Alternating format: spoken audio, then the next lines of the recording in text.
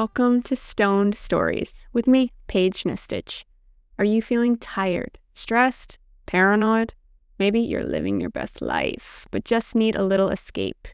Everyone loves a story and everyone needs a break. So sit back, let me take you on a gemological journey.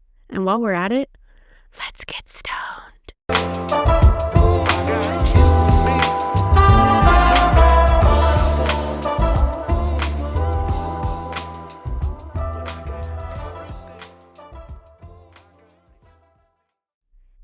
This is episode 1, so I had to go in on one of the most infamous gem stories there are.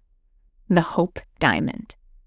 Beauty, mystery, and the weight of history. Imagine holding something so beautiful, it feels almost unreal. A deep, glowing blue mirror, pulled from the deepest pockets of Earth's mantle.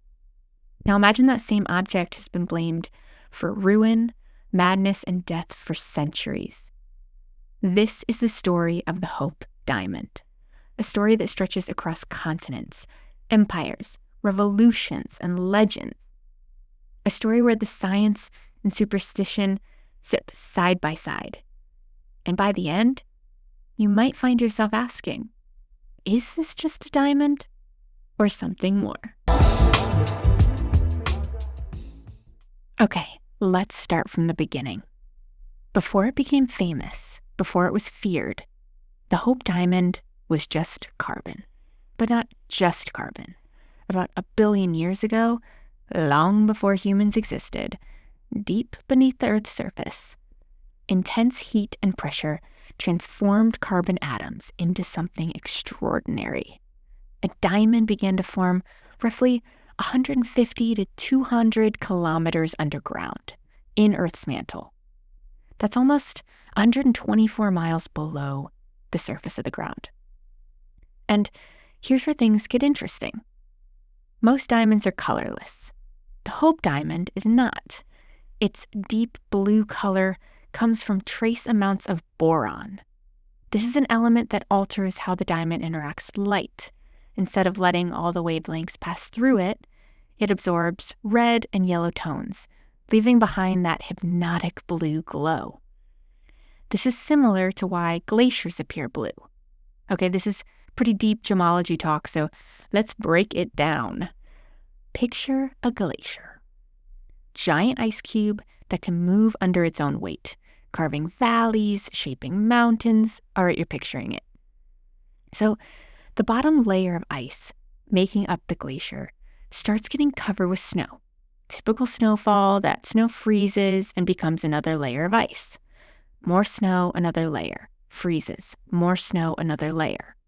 Now, as all of those layers of ice begin stacking up, they create more and more pressure on the bottom layers. This pressure can actually squeeze out any of the air that is trapped in the snow as the layers stack on top of each other. Not only is the air squeezed out, but so is any sediment, flora, decaying matter. You get it. Everything is under so much pressure that all but the ice is pushed out of the surface or simply dissolves into nothing. This leaves solid frozen material. And because that material has no breakage in it, no air bubbles, dirt, or material interfering with the reflection of ice itself, light from the sun is captured in the ice, the only color that can escape, that deep glacial blue. Now, take that image, the layer of ice, and let's focus back on our diamond. Built underground, but with the same intense pressure, squeezing out any imperfections from the stone and trapping the light within. Even more fascinating, under ultraviolet light, the Hope Diamond emits a rare red phosphorescence. This is a ghostly afterglow that lingers even when the light is removed. This is also because of our friend boron. The boron particles making up the diamond become energized by UV light. That energy has to escape. After the stone is taken out of light, the only way it knows how to get its energy out is by releasing stored power through glowing with this visible red light until the energy of the particles making up the diamond return back to its natural state. Think about that. A stone that glows in the dark as a way to neutralize itself. The Hope Diamond seems to have a longer lasting red glow than most other boron-heavy diamonds, remaining visibly red for up to 5 minutes after being exposed to light. This is just one example of what makes this stone so unique.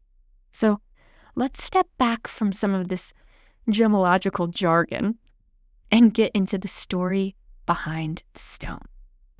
The first we know of this stone's history takes us to India in the 1600s. At the time, India was the world's primary source of diamonds, especially from the Golconda region, a south-central area in India. These mines produced some of the most famous gems in history, and not only was the Golconda known as the mining spot, but it also became the primary trading center for the world's most sought-after diamonds. This region became so well known for its diamond mines that the word Golconda became a metaphor for immense wealth or sudden source of fortune. And even after the mines began producing less and less material, Golconda remains a gemological icon in terms of mining and trading location. Our Hope Diamond was pulled from these mines, and with it came a legend. A legend stating the diamond was originally part of a much larger stone, possibly over 100 carats. 100-carat diamond is compared to the size of a small lime or a chicken egg, okay? This thing is massive. And here is also where the myth begins. Because according to one popular story, the diamond was embedded in a statue of a Hindu deity, Sita. And it was stolen from the eye of the sacred idol. Ever since, the stone has carried a curse of misfortune and tragedy to anyone who is so lucky to carry it. Now, historians debate whether this is true. There's no solid evidence the diamond came from a statue, but the story stuck, and it would go on to shape the diamond's reputation forever.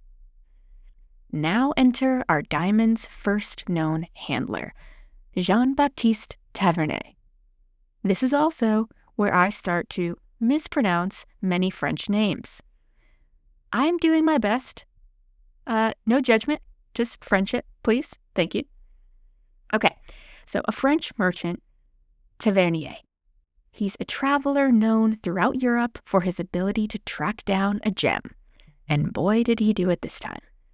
Tavernier traveled to India and acquired the diamond in 1966 in its raw form.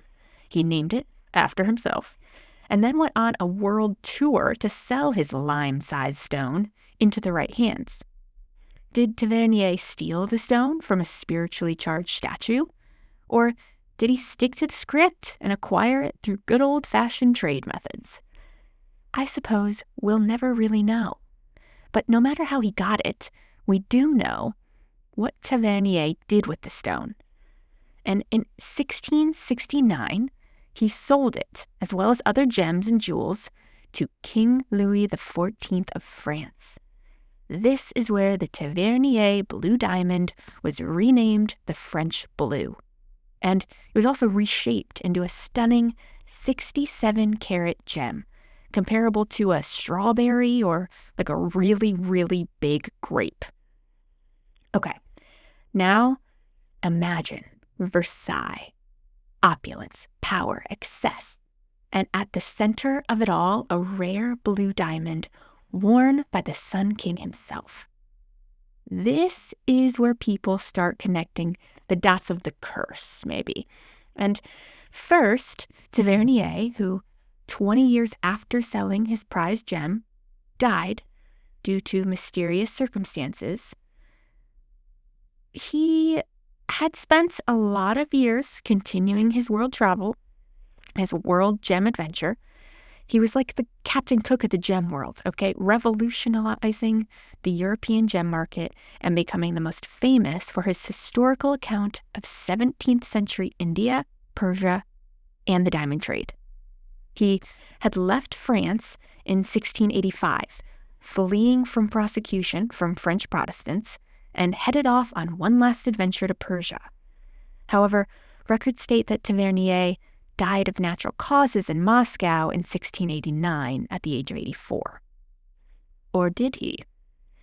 In the early 20th century, so we're fast-forwarding quite a bit here, but early 20th century, a jeweler, Pierre Cartier, was said to add a little embellishment to the demise of Tavernier, sharing that he had been ripped apart by wolves while in Moscow, and his fate was due to the curse he had acquired when stealing the diamond from Hindu goddess Sita.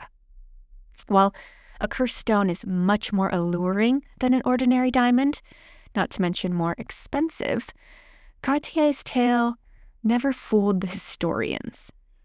Tall tale or not, the curse of the diamond was on display once again in the hands of the French royals.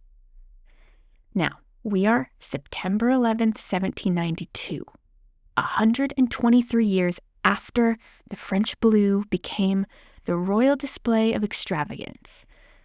And, also after Tavernier had passed it off to its next owners. This is when the French Revolution erupts. France is in chaos. King Louis XVI and Marie Antoinette were imprisoned by revolutionaries. And with the monarchy mid-collapse, thieves broke into the French royal treasury during a 5-night-long looting spree and took the French blue. The monarchy falls. King Louis XVI and Marie Antoinette executed. And unlike many other jewels that were recovered, the French blue disappears. For decades, no one knows where it is. Now, from a gemological perspective, something fascinating likely happened. The diamond was probably recut. Why? Because a famous gem is easy to recognize and easier to trace. This gem was well known even outside the gem world. By cutting it into a slightly smaller, different shape, whoever had it could conceal its identity. This is a key moment where science and history intersect. The Hope diamond at 45.52 carats is believed to be cut from the original French blue. So what we see today is not exactly what the French royals saw. It's a survivor, a transformation. We love a growth moment. A stone this beautiful could not go unnoticed for long, though. And it resurfaced around 1812 in London, most likely smuggled there years after it was taken from the French royal treasury. A London diamond merchant, Daniel Ellison, let's go with Ellison, became known as the man who possessed such an incredible stone. Now closer to 45 carats, this gem was your standard grape-sized jewel, by still far outperforming other diamonds on the market in its clarity, color, and opulence. Word spread of this gorgeous stone, and it was quickly bought by a wealthy London banker, Henry Philip Hope. Henry was a gem collector in his day and renamed his new piece after himself, a theme in the gem world, I have noticed. And once the crown jewel of France, now was named the Hope diamond. It stayed in the Hope family for over a century, until 1901, when unfortunate debt forced its sale. The diamond was said to change hands several times after that, until falling into the ownership of our favorite storyteller, Pierre Cartier. This is when Pierre came up with his Tavernier cursed dogfight story. You see, Pierre was trying to upsell the diamond to a couple named MacLean. This couple, at first, did not find any interest in Pierre's tale of evil and deities. They passed on the sale. But news spread. You see, diamonds like this didn't hit the market that often. And the New York Times released a report of a failed diamond sale due to its cursed history. Perhaps This story was meant to sell stories of cultures across seas. Perhaps it was meant to entertain or even increase the value of the stone. No one knows why the story was printed. All we know is what the newspaper article created: a frenzy. You see, everyone likes a story, and with a well-known curse attached, this diamond got a lot more interesting. The McLean family changed their minds, bought the diamond, and hoped that the story of the curse would increase their investment. They were very right about that, as the Hope Diamond quickly became world famous for its mystical connections and the frenzy unleashed more unfortunate connections to the stone than ever known before.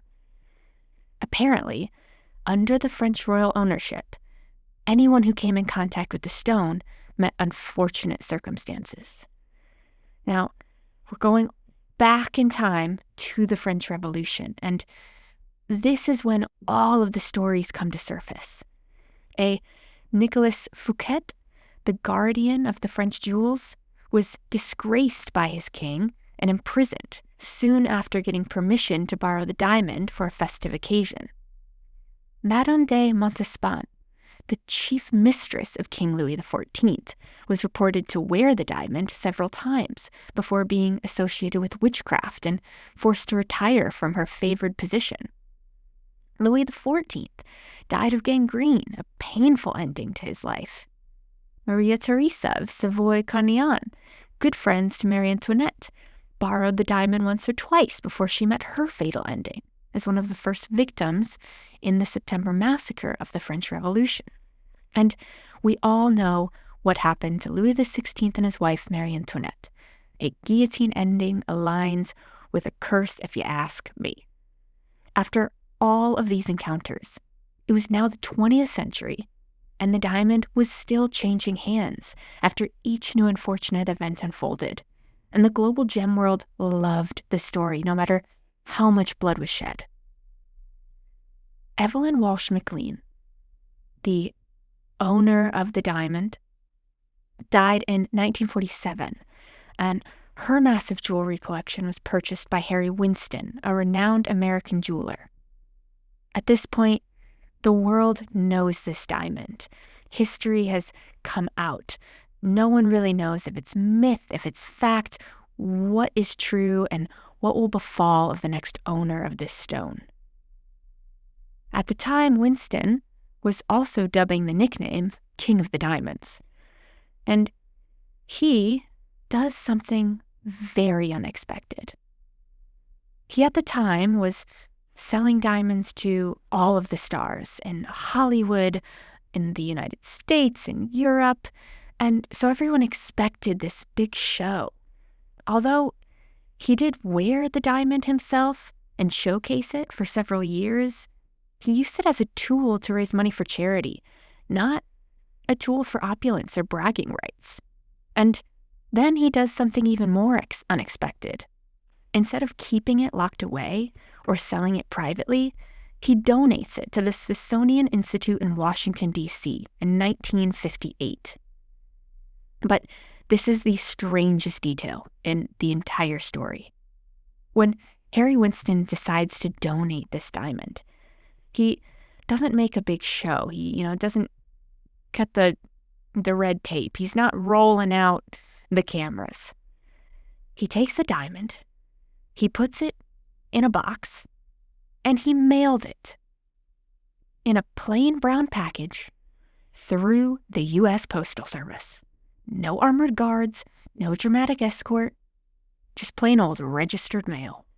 And unlike every other Amazon package that I order these days, the diamond arrived safely. Since then, millions of people have visited the Hope Diamond, seeing it not as a cursed object, but as a scientific marvel. It has remained on permanent display and is considered the most visited gem in the world. Imagine that. The most visited gem in the world was shipped cross-country in an unmarked box. I love that aspect of this story. And let's let's pause for a second and let's talk about the marvel of this diamond again, the stone itself. You see, the Hope Diamond is classified as a type 2B diamond, an extremely rare type of diamond known for its natural blue color and chemical purity. Type 2B diamonds represent less than 0.1% of all diamonds in the world. And unlike other types of diamonds out there, the presence of boron in its chemical makeup also allow the stone the unique ability of conducting electricity. This blows my mind too.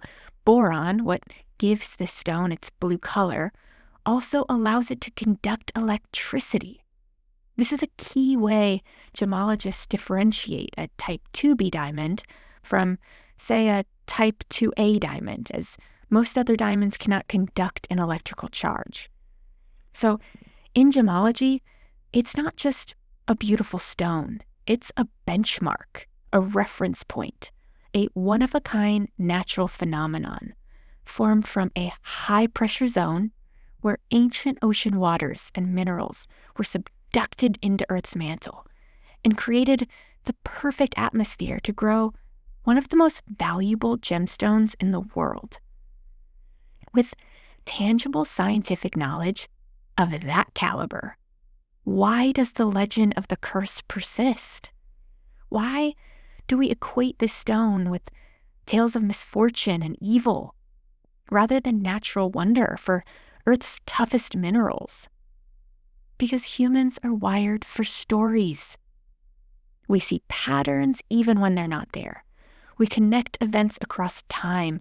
We give meaning to coincidence. The Hope Diamond sits at the perfect intersection. It's visually stunning, it's scientifically rare, it's historically rich, and it's surrounded by mystery. It invites us to believe there's something more, something unseen. Today, the Hope Diamond rests behind thick glass at the Smithsonian. Visitors walk by, they stare, they take photos, and maybe, just maybe for a second, they feel it. Not a curse, but a connection to ancient Earth, to empires long gone, to the people who held it before them. Because that's the real power of this diamond. It's not supernatural, it's historical. It's a piece of deep time, shaped by geology, carried by humans, and wrapped in the stories we tell ourselves. So here's the thought I want to leave you with. The Hope Diamond isn't just a gem. It's a mirror. It reflects what we value: beauty, rarity, wealth. It reflects what we fear: loss, misfortune, the unknown. And it reflects our need to turn objects into stories. So the question is, if you were handed the Hope Diamond today, knowing everything you know, would you see it as a priceless scientific treasure? Or would you hesitate just a little before taking it? Well, that concludes today's story. Thank you for listening, and I hope you join us next week on another stoned story.